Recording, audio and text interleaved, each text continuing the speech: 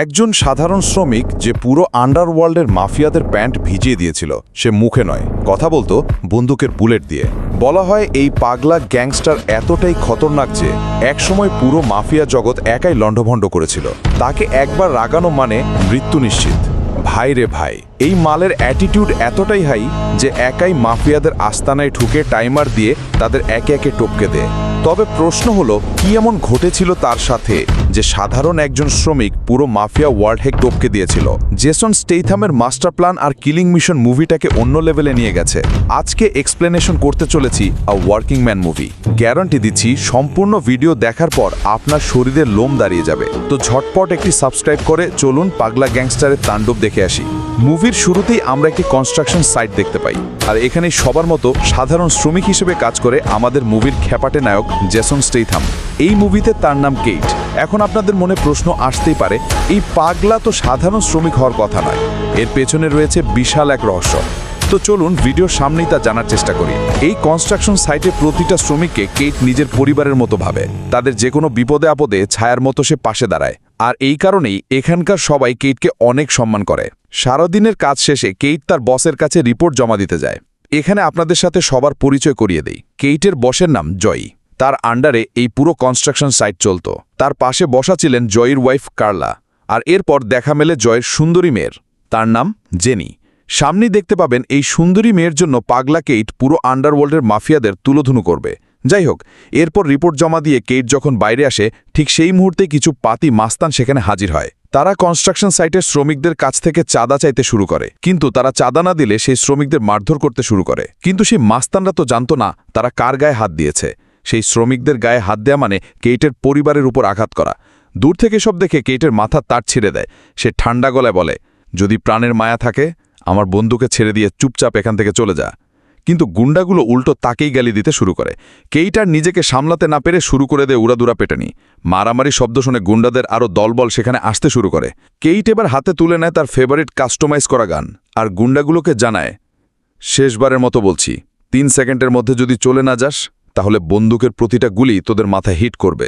গুন্ডাগুলো বুঝতে পারে এই মাল সুবিধার না। তৎক্ষণাৎ সবাই লেজ গুটিয়ে সেখান থেকে পালিয়ে যায়।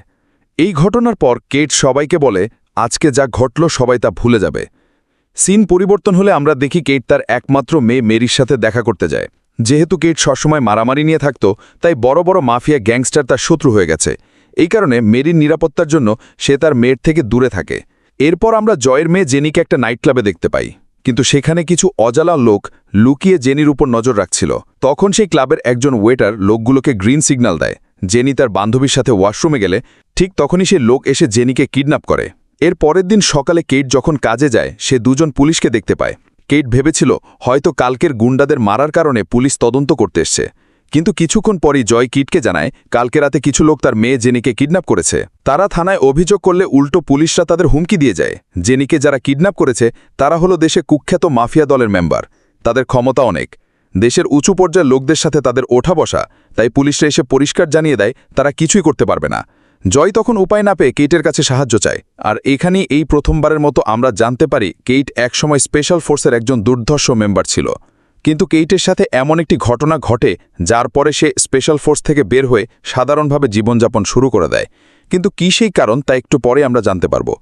এখানে কেইট প্রথম দিকে জয়কে মানা করে দেয়, কারণ সে চায় না তার পুরনো পাগলা খ্যাপাটে রূপে ফিরতে। জয় কখন হতাশ হয়ে বলে, ভবিষ্যতে যদি তোমার মেয়ের সাথে এমন কিছু হয় তাহলেও কি তুমি এভাবে চুপ করে থাকবে?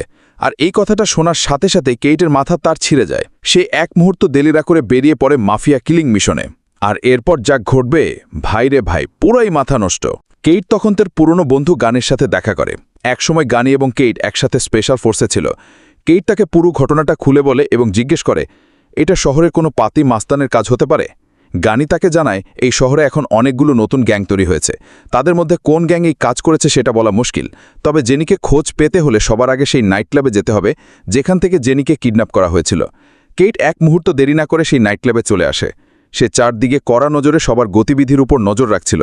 কেইট তখন খেয়াল করে ক্লাবের এক ওয়েটার খুব গোপনে প্রিমিয়াম কাস্টমারকে মাল সাপ্লাই করছে।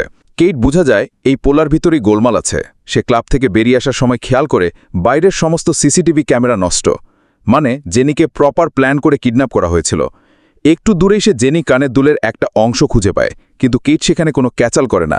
আর বুঝতেই পারছ, এই পাগলার নীরবতা মানে পরবর্তী কোনো তাণ্ডবের লক্ষণ। রাতে ক্লাবের ওয়েটার যখন বাসায় যেতে গাড়িতে এসে বসে, আমরা দেখতে পাই তার গাড়ির পেছনে একটা জিপিএস ট্র্যাকার লাগানো, আর ঠিক তার পেছনের গাড়িতেই বসে আছে কেইট। জিপিএস সিগন্যাল ফলো করে সে ওয়েটারের বাসায় চলে আসে। এরপর কেইট সামনে গেলে দেখতে পায় দরজা লক। সে তখন তার মাস্টার কি দিয়ে তালা খুলে ভেতরে এন্ট্রি করে। অন্যদিকে সেই ওয়েটার তখন মাল খেয়ে একদম টাল রয়ে আছে। পাগলা কেইট সোজা তার মাথায় শটগান এম করে এবং জেনির ছবি দেখে বলে, তোর কাছে মাত্র 3 সেকেন্ড সময় আছে, বল এই মেয়েটা এখন কোথায়, না হলে মাথার খুলি একদম উড়িয়ে দেব। কিন্তু এই দিকে ওয়েটার নেশার ঘরে বুঝতেই পারেরা তার সামনে সাক্ষাৎ যমদূত। গেটের কথা অমান্য করায় তার মাথার তার ছিঁড়ে যায়। তখন মুহূর্তেই ওয়েটারকে পানিতে চেপে ধরে ওয়াটার থেরাপি দিতে শুরু করে। কিন্তু তখনই দুজন গ্যাংয়ের মেম্বার ওয়েটারের কাছে মাল নিতে আসে। গ্যাংয়ের মেম্বারগুলো শব্দ শুনে ওয়েটার তাদের কাছে সাহায্য চায়। কেইট তখন চালাকি করে ওয়েটারকে জিম্মি করে। গ্যাংয়ের মেম্বারগুলো না ভেবেই কেইটের ওপর গুলি চালায়, কিন্তু সেই গুলি হিট করে ওয়েটারকে। আর এই সুযোগেই কেট তার শটগান দিয়ে একে একে টপাটপ গ্যাং মেম্বারদের খেয়ে দেয়।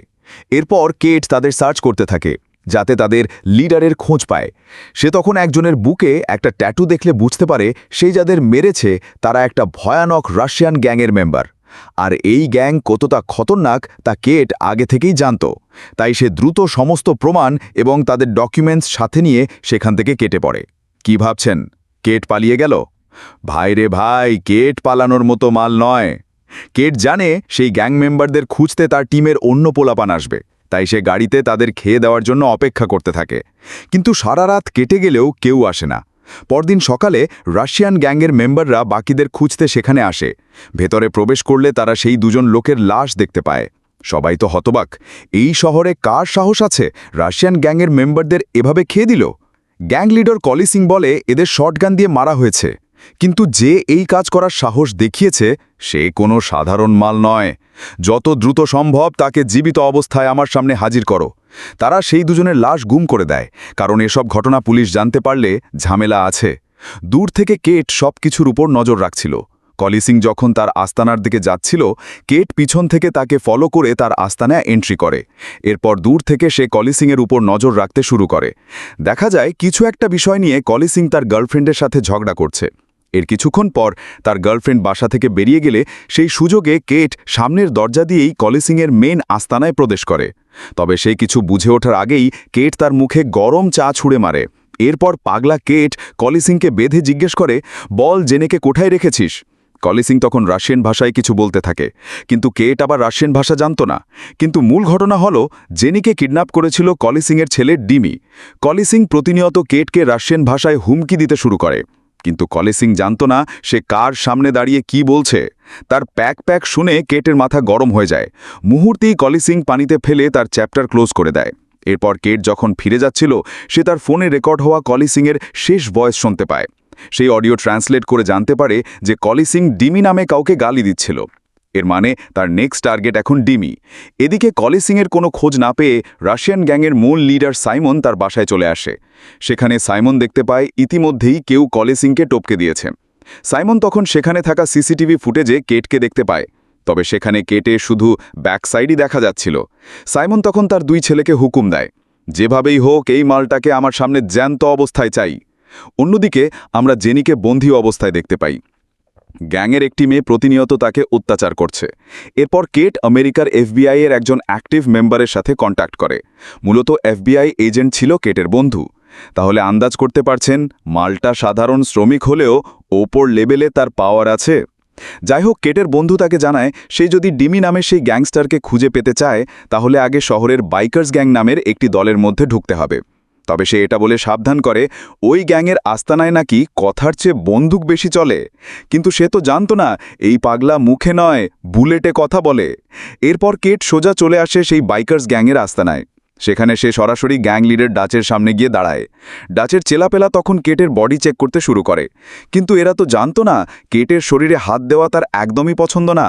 কোনো কথা না বলেই কেট তার কেরামতি দেখাতে শুরু করে। একের পর এক ডাচের সোলজারদের ধরে উদম ক্যারানি দিতে শুরু করে, কারণ এই পাগলার মাথায় এখন রক্ত উঠে গেছে। কয়েকটাকে টপকে না দিলে তার মাথা ঠান্ডা হবে না। এভাবে মারামারির একসময় একজন সোলজার কেটকে কাঁচের বোতল দিয়ে মারতে গেলে সে ওই বোতল তার মাথায় ভেঙে গলার মধ্যে ঢুকে দেয়। ভাইরে ভাই, মারগুলো জাস্ট মাথা নষ্ট। সে এক এক করে ডাচের অনেক চেলাপেলাকে ওপরে পাঠিয়ে দেয়। পাগলা কেটের এরকম তাণ্ডব দেখে ডাচ হতবাক হয়ে যায়। সে বুঝতে পারে কোনো সাধারণ মাল নয়, তাকে রাগানো মানে নিজের মৃত্যু ডেকে আনা। তাই সে কেটকে জিজ্ঞেস করে, তুমি এখানে কেন এসেছো? কেট জানায়, আমি তোমাদের সাথে মালের বিজনেস করতে চাই, প্রতি মাসে আমার মোটা অঙ্কের মাল লাগবে। আসলে কেটের এই সিদ্ধান্তের পেছনে মাস্টার প্ল্যান ছিল। ডাচ তখন কেটকে তার কিছু সোলজারের কাছে পাঠায়। তারা টাকা নিয়ে কেটকে একটা চাবি ধরিয়ে দেয়। কেট জিজ্ঞেস করে, মাল কোথায়? তারা জানায়, তুমি গাড়িতে বসো, সময় মতো তোমার মাল পেয়ে যাবে। কেট যখন ফিরে আসে তারা ফোন করে জানায় যে তার মাল গাড়ির নিচেই রাখা আছে। এই ঘটনা দেখে কেট বুঝতে পারে এই গ্যাংকে যতটা দুর্বল ভেবেছিল তেমন নয়, তাই তাকে আরও ভয়ানক মাস্টার প্ল্যান করে তাদের টপকাতে হবে। অন্যদিকে আমরা সেই লোককে দেখতে পাই যে ক্লাব থেকে জেনিকে তুলে নিয়ে গিয়েছিল। আসলে তারা একটা হিউম্যান ট্রাফিকিং টিম চালায়। এক ক্লায়েন্টের ডিম্যান্ডে তারা জেনিকে কিডন্যাপ করেছিল, কিন্তু সেই ক্লায়েন্টের যেই স্যুটকেসের চেন খুলে জেনি তার ডালে এক কামড় দিয়ে তাকে আহত করে দেয়। এদিকে ডাচ কেটকে ফোন করে জানায় সেদিনের তার অ্যাটিটিউড দেখে তাদের উপর মহলের বস ইমপ্রেসড হয়েছে, তাই সে চায় কেট যেন তার দলে যোগ দেয়, কারণ এরকমই একজন ওয়ান ম্যান পাগলা গ্যাংস্টার তাদের দরকার। পরের দিন পাগলা কেট স্যুটবুট পরে একদম সেই রকম ভাব নিয়ে বসের সামনে হাজির হয়। বসের সামনে যাওয়ার আগেও তাকে শেষবারের মতো চেক করা হয়, কিন্তু এবার কোনোভাবে নিজের রাগকে সামলে নেয়। এরপর ফাইনালি সে দেখা পায় রাশিয়ান গ্যাংয়ের আসল লিডারকে, আর এই গ্যাংস্টারের নামই হলো ডিমি। মনে আছে তো কলি সিং যে ডিমির কথা বলেছিল? এই ডিমি হলো সেই গ্যাংস্টার। এদিকে ডিমিও কিন্তু কলি সিংয়ের কিলারকে খুঁজে বেড়াচ্ছে, কিন্তু সে জানে না যে তার সামনেই বসে আছে সেই মাল। আসলে জেনিকে যে গ্যাং কিডন্যাপ করেছে সেই গ্যাংটার ডিমির আন্ডারে চলে। মানে বুঝতেই পারছেন, এবার শোনে শোনে লড়াই হতে চলেছে। কেট খেয়াল করে এখানে সিকিউরিটিরা সবাই গানে হাত দিয়ে একদম রেডি, মানে এখানে কোনো ঝামেলা করা যাবে না। ডিমি কেটের পরিচয় জানতে চাইলে সে একটা নকল ড্রাইভিং লাইসেন্স দেখায়, যেখানে তার নাম লেখা ছিল উইলিয়াম। কেটের সাথে কথা বলে ডিমি বুঝতে পারে সে যা শুনেছে একদম ঠিক, কেট কোনো কাঁচা খেলোয়াড় না। কিন্তু কেট কঠিন ভাব দেখিয়ে বলে, আমি এখানে ব্যবসা করতে এসেছি, কারও গোলামি নয়, আমার 60 কোটি টাকার মাল লাগবে। কেটের এই অ্যাটিটিউড দেখে সেখানে সবাই হতবাক হয়ে যায়। কোনো কথা না বাড়িয়ে তারা কেটের সাথে ডিল ফাইনাল করে। এরপর বাসায় ফিরে কেট জেনির ক্লাবে তোলা ছবিগুলো চেক করছিল, তখন এটার চোখে পড়ে সেই ছবির মধ্যে একজন সন্দেহজনক লোককে। সে সব ছবিতেই জেনিকে ফলো করতে দেখা যায়। সে তখন মৃত ওয়েটারের ফোন চেক করলে ছবিতে দেখানো লোকটির মেসেজ দেখতে পায়। সেখান থেকেই জানতে পারে সালুন নামের ক্লাবের কথা। কেট এক মুহূর্ত দেরি না করে সেই ক্লাবে পৌঁছে যায়। ক্লাবের একটি মেয়ে কেটকে চিনে ফেললে সে সাথে সাথে ফোন করে সাইমনের 2 ছেলেকে জানিয়ে দেয়। কেট বুঝতে পারে এখানে ভেলকি দেখানো যাবে না, তাই সে চুপচাপ কেটে পড়ে। কিন্তু সাইমনের 2 ছেলে ইতিমধ্যেই তাকে ধাওয়া করতে শুরু করে। একটা সময় তারা পুলিশের সাহায্যে কেটকে ধরতে সক্ষম হয়, কিন্তু তারা তো জানে না খাল কেটে কুমির ডেকে এনেছে। কেট গাড়ির মধ্যেই সাইমনের 2 ছেলেকে উদম কেলানি দিতে শুরু করে, কিন্তু হঠাৎ একটা গুলি মিসফায়ার হয়ে গিয়ে ড্রাইভার নকডাউন হয়ে যায়। গাড়িটা তখন নিয়ন্ত্রণ হারিয়ে বিশাল অ্যাক্সিডেন্ট, কিন্তু এর পরেও কেট বন্দুক হাতে নিয়ে শট নিয়ে 2 ভাইকে টপকে দেয়।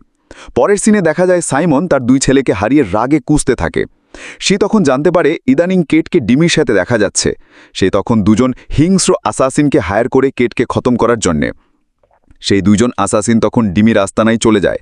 কথার আগেই তারা ডিমির নাকে এক ঘুষি মেরে তার নাক ফাটিয়ে দেয়। এরপর সাইমন এসে ডিমিকে বলে, সামান্য একটা মেয়েকে কন্ট্রোল করতে পারিস না? এই মেয়ের জন্য পাগলা কেট তোর বাবাকে এবং আমার 2 ছেলেকে টপকে দিয়েছে। সেই 2 অ্যাসাসিন তখন কেটের অতীত ঘাঁটতে থাকে। তারা জানতে পারে যে কেট ছিল আমেরিকান স্পেশাল ফোর্সের একজন দুর্ধর্ষ মেম্বার। সে এক সাংঘাতিক মাল, তাই তাকে মারতে সেই রকম স্ট্রং প্ল্যানিং করতে হবে। এরপর কেট যখন বাসায় ফিরে এসে দেখতে পায় সাইমনের লোকেরা কেটকে না পেয়ে তার বাড়িতে আগুন লাগিয়ে দিয়েছে। এই সব দেখে কেট রেগে আগুন হয়ে যায়। সে তার পুরনো রূপে ফিরে আসে। গানি তখন কেটকে ফাইনাল ম্যাচের জন্য স্পেশাল কাস্টমাইজ করা ভারী ভারী সব মাল দেয়। গানি যাওয়ার সময় কেটকে বলে, পুরো গ্যাংকে খতম করে আসবি, আগামীকাল আমার পার্টিতে তোকে দেখতে চাই। এরপর কেট ব্যাগে মেশিনগান লোড করে পুরো গ্যাং কিলিং মেশিনে নামে। কিছু সময় পর কেট ধীরে ধীরে ডিমের আস্তানার মধ্যে ঢুকতে শুরু করে। সে এক এক করে সব গার্ডদের চাকু দিয়ে নকডাউন করে। কথার আগেই কেট সরাসরি গুলি করে ডিমির হাত ড্যামেজ করে দেয়। এরপর সে জেনির ছবি দেখিয়ে বলে, এই মেয়ের যদি কিছু হয় তাহলে তুই কেন, তোর পুরো আন্ডারওয়ার্ল্ডে তাণ্ডব চালিয়ে দেব। ডিমির ভয়ে প্যান্ট ভিজে গেলে সে জেনির লোকেশন জানিয়ে দেয়। দুজনে তখন সেখানে গেলে জেনিকে দেখতে পায় না। পাগলা কেট রেগে দিয়ে দুম করে এক শট নিয়ে ডিমির কেচ্ছা খতম করে দেয়। এরপর তার নেক্সট টার্গেট হলো ডাচ, তাই সে দূর থেকে ডাচের আস্তানা পর্যবেক্ষণ করতে থাকে। এদিকে ডাচ ইতিমধ্যেই জেনে গেছে কেট তাদের গ্যাংয়ের সবাইকে এক এক করে ওপরে পাঠিয়ে দিয়েছে, তাই অস্ত্র নিয়ে তারা আগে থেকেই রেডি হয়ে আছে। কেট গ্রেনেড পেন খুলে ভেতরে ছুঁড়ে মারে, ফলে মুহূর্তেই চারিদিকটা তছনছ হয়ে যায়। এই সুযোগে কেট গুলি এবং ছুরি দিয়ে এক এক করে সোলজারদের নকডাউন করতে থাকে। এরপর কেট আর ডাচ ফাইনালি মুখোমুখি হয়। শুরু হয় তাদের মধ্যে তুমুল লড়াই। দেখা যায় ডাচও কোনো অংশে কম না, কারণ সেও একসময় স্পেশাল ফোর্সের আর্মি ছিল। এই কারণে তখন সেখানে শোনে শোনে লড়াই হচ্ছিল। কিন্তু যেই হোক, পাগলা কেটের সামনে টেকা অসম্ভব। সে একটা ছুরি জোর দিয়ে ডাচের গলার মধ্যে বসিয়ে দেয়, আর সেখানেই ডাচ পটল তোলে। এরপর সে উপরের দিকে যেতে শুরু করে, যেখানে জেনিকে রাখা হয়েছে। দরজা খুলেই দুম করে এক শট নিয়ে একজনকে উড়িয়ে দেয়। এরপর কেট আর ভাইপারের মধ্যে তুমুল লড়াই শুরু হয়। পাগলা কেট তাকে উদম কেলানি দিতে শুরু করে। শেষমেশ তার মাথার দেয়ালে বাড়ি মেরে তাকে হেডশট দিয়ে টপকে দেয়। এদিকে জেনি সুযোগ পেয়ে তার 2 পা দিয়ে সেই মেটের গলা চেপে শ্বাসরোধ করে নকডাউন করে দেয়। কিন্তু ঠিক সেই মুহূর্তে সেখানে চলে আসে রাশিয়ান 2 অ্যাসাসিন। তারা ভারী ভারী মেশিনগান দিয়ে বৃষ্টির মতো চারিদিকে ফায়ার করে চারিদিক লণ্ডভণ্ড করে দেয়। এরপর তারা কেট আর জেনিকে দেখামাত্রই তাদের ওপর তাণ্ডব চালাতে শুরু করে। কেট তখন একজন অ্যাসাসিনের সামনে গ্রেনেড খুলে ফেলে দেয়। বিশাল বিস্ফোরণে সেই অ্যাসাসিন উড়ে যায়, আর এই সুযোগে সে অন্যজনকেও তার স্নাইপার দিয়ে দুম করে এক ফায়ার করে তার চ্যাপ্টার ক্লোজ করে দেয়। সাইমন তখন তার সর্বোচ্চ উপর মহলের বাপকে জানায়, একজন সাধারণ শ্রমিক আমাদের পুরো আন্ডারহোল্ড তছনছ করে দিয়েছে। সাইমনের বস বলে, আমি পরবর্তীতে কেটকেই আমার দলে নিতে যাচ্ছি, তার মতোই পাগলামাল আমার দরকার। এর মানে শেষমেশ সাইমনও আর বাঁচতে পারেনি। এরপর আমরা দেখি ফাইনালি কেট জেনিকে তার পরিবারের কাছে ফিরিয়ে দেয়। সিন পরিবর্তন হলে কেট তার বন্ধুর পার্টিতে জয়েন করে। ভাইরে ভাই, পুরো একটা আন্ডারওয়ার্ল্ড খেয়ে এই পাগলা আবার মাল খেয়ে চিল করছে। তো বন্ধুরা, কেমন লাগলো আজকের এই এক্সপ্লেনেশন? এরকমই সব ধুমধাম ভরা কিলিং মিশন দেখতে চাইলে দেরি না করে এখনই সাবস্ক্রাইব করে দাও।